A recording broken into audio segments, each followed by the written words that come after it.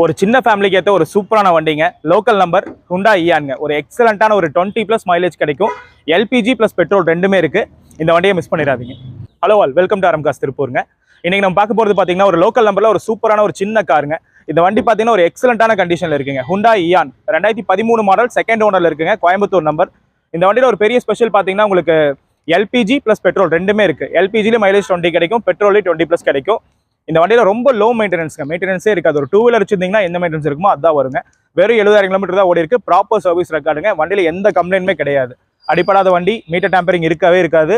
அதுபோக பார்த்தீங்கன்னா எந்த டென்ட் ஸ்கிராட்ச் எதுவுமே இல்லைங்க. இந்த வண்டியில ஒரு சூப்பர் கண்டிஷன்ல இருக்கு இந்த வண்டி.